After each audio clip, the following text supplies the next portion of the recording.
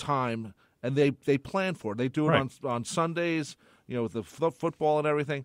9 o'clock is way too late. The game won't even start till 9:20. Well, and that's the problem. And Mushnick brings this up in his columns often is how do you develop a fan base? How do you get kids watching? How do you get the future of your sport and future fans watching?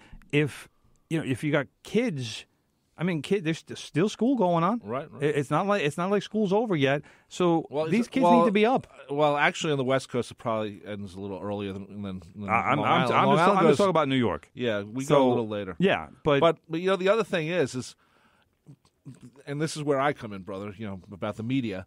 It used to be they didn't want the games in May because May is sweeps month. Right.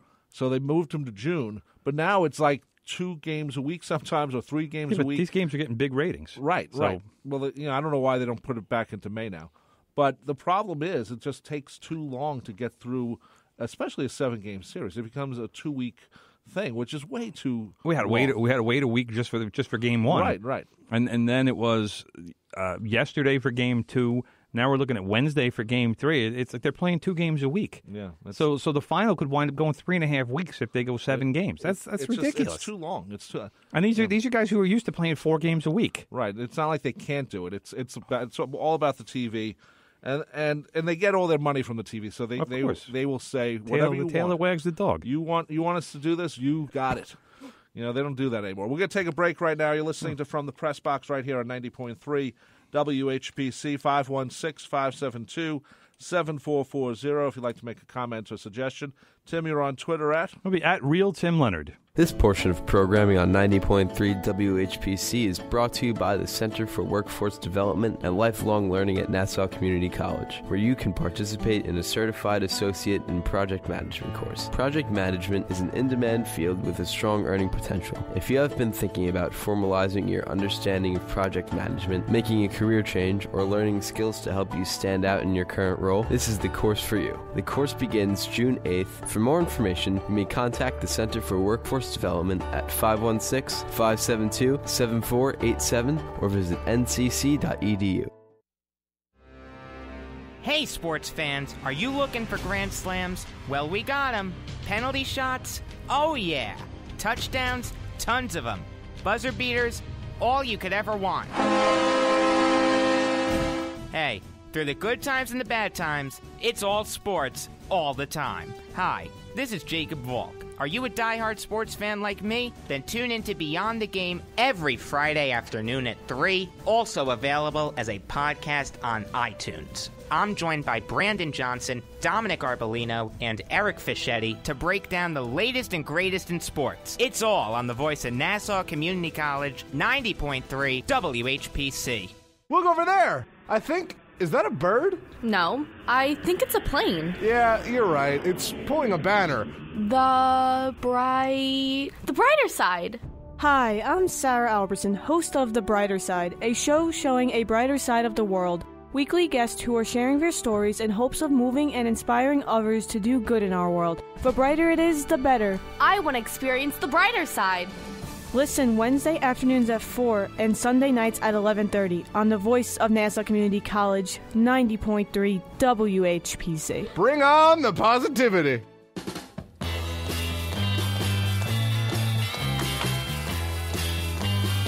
.3 WHPC from the Press Box on this Monday morning. We're here every Monday, 10 a.m. to 11 a.m. talking sports. I'm Rob Leonard. He is Tim Leonard. And yes, we are brothers. And let's talk. We talked about the NBA. Let's talk about the NHL. Well, there is one more story from the NHL or the NBA that I wanted to get to quick. What about Derek Fisher? Derek Fisher. Leave him alone. Leave him alone. No.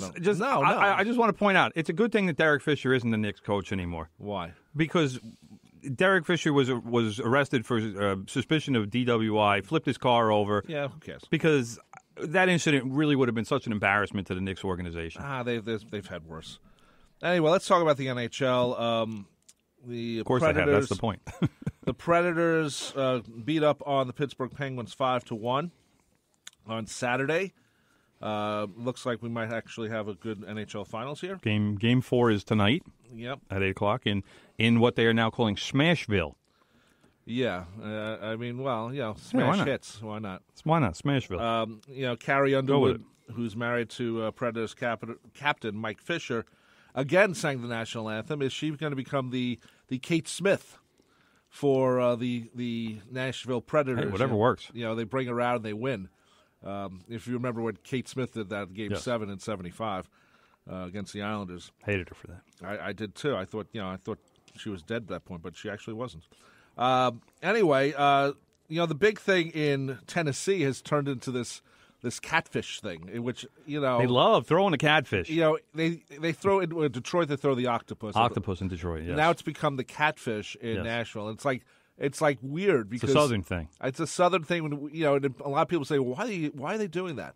Well, it's a southern thing. It's southern in Nashville. Thing. Yeah. That's what they do. One of the Predators fans actually got arrested in Pittsburgh because this was insane. He Ziploc bagged the catfish. I somehow froze it or whatever, taped it to his leg, right, and put on pants over it so that when he walked into the building, they couldn't smell it, they couldn't see it. Obviously, I guess they didn't frisk anybody because they would have felt a catfish on the guy's leg. Well, they usually use the wand. Yeah, so the wand wouldn't have done anything. But then he threw the catfish onto the ice after the Predators scored and was promptly arrested. And now is facing charges. And Carrie Underwood tweeted, like, my hero or whatever. It was so ridiculous. But meanwhile, who's paying this guy's legal bills? I'm sure that he'll get like a 6-month thing where, don't do anything bad for 6 months. Remember, this happened in Pittsburgh. Yeah, but they don't want to be They're not too happy with it. Let's put it this way. If Pittsburgh wins, they'll forget about it. Well, the thing that I loved, and I was checking out some of it before the game the other night. Holy cow, does Nashville put on a party. It's like Mardi Gras down there. There was probably around 50,000 fans out before the game, just partying on the different bars around the arena. The arena seats like 17,800. There were legit 50,000 people in the area. Obviously, they're not all getting into the game, but they're showing the game on big screens in the what's the word? But just, in the vicinity. They put up the big screens and people are watching. Outside of the Wrigley Field when the Cubs won. Right. But so, everybody's gathering there and all the bars are obviously doing huge business.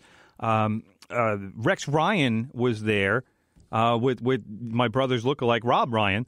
And apparently they got in a little scuffle yesterday. I was reading in the Post on the way in. He loves a good fight. Come on. Well, but come on. They live in Nashville. They shouldn't be brawling. I mean, come on. Apparently some guy pushed Rex. Rex got spun around and Rob grabbed the guy by the neck and pushed him up against the wall. And then the guy who he grabbed, his friend grabbed Rob, and then they were scuffling a little bit, and then the bar people, the security guys came in and broke everything up. But I would protect you, brother, if someone tried to beat you up. You kidding me? But Rex, some drunk Red Sox fan, Rex and Rob, please, like that wouldn't even be a challenge. A drunk Duke fan, again, same thing. But Rex and Rob Ryan took some turns before the game. The Predators have something called where is it? I wrote it down and I can't find it.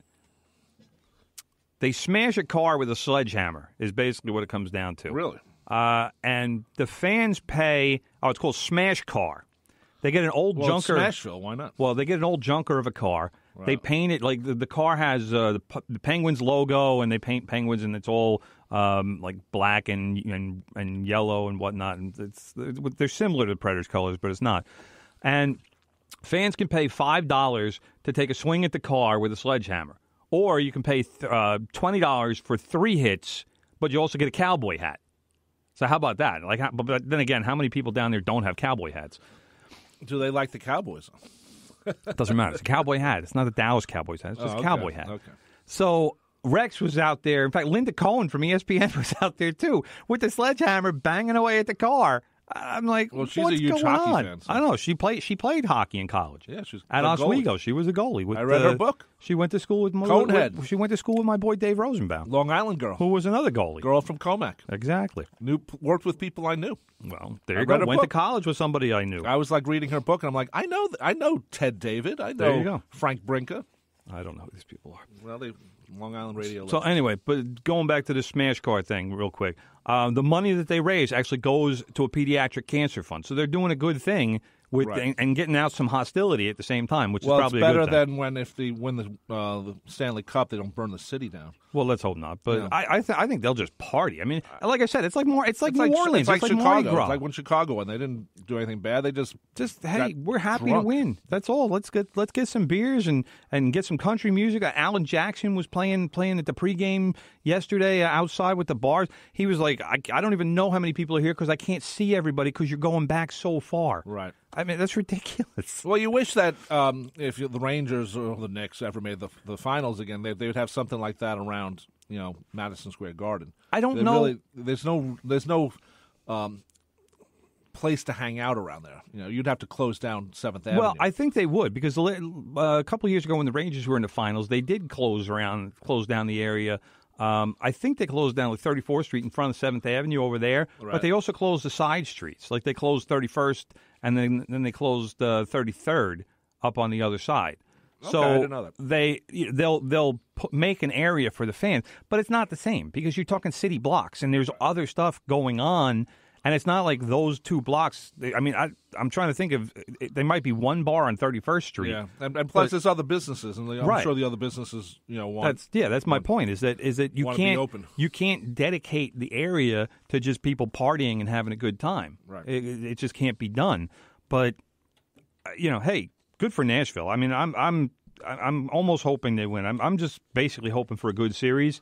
Right. I know a friend of the show, Christy Ackert, is a big Penguins fan, actually, and I know she's rooting for the Penguins. But I'm rooting for the Penguins, too, only because I think it's going to be I think it's their year again. But at the same time, Nashville is looking good so far. So well, Nashville got a couple goals, couple power play goals from defensemen, and the defensemen are going to be key for what they're doing. Right. And it has been all season. Roman Josi and Matthias Ekholm both scored power play goals. Kind of bookended it after the Penguins took a 1-0 lead. The Predators scored 4, and Josi got the first one. Ekholm got the second one, and Frederick Gaudreau, he scored 42 seconds after Josi did for Game 3 to give the Predators a 2-1 lead, and that was it. They were off after that. Some good stuff there. Yeah, so it's nice to have both the NHL finals and the NBA finals going. Yeah, I mean, I was telling you last week that this time of the year is the busiest time of the year sports-wise because you have the NHL and the NBA finals going on at the same time. Baseball's going on. Football camps are opening. And in 2 weeks, it's going to be completely the opposite because all you're going to have is baseball. The NBA is going to be done. They'll be getting ready for the draft. The NHL will also be getting ready for the draft. But it's pretty much after these two finals are done, then all of a sudden there's this everything kind of gets focused onto baseball. I'll say that MLS picks up a few fans, but I don't know how much it actually is.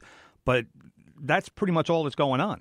And then it's a matter of waiting until football season starts. Well, and then you wait for the All-Star game for baseball, and then you realize, okay, what's happening for the rest of the season? Because that's usually the line in the sand where you realize, okay, are the Mets going to be good or bad? Yes. And usually, not the last couple of years, but usually the Mets go downward, and they're already going downward before the All-Star break. So yes, cousin and friend of the show, Andrew Leonard, just posted on the Facebook Live, "Let's go whoever is playing the Pens."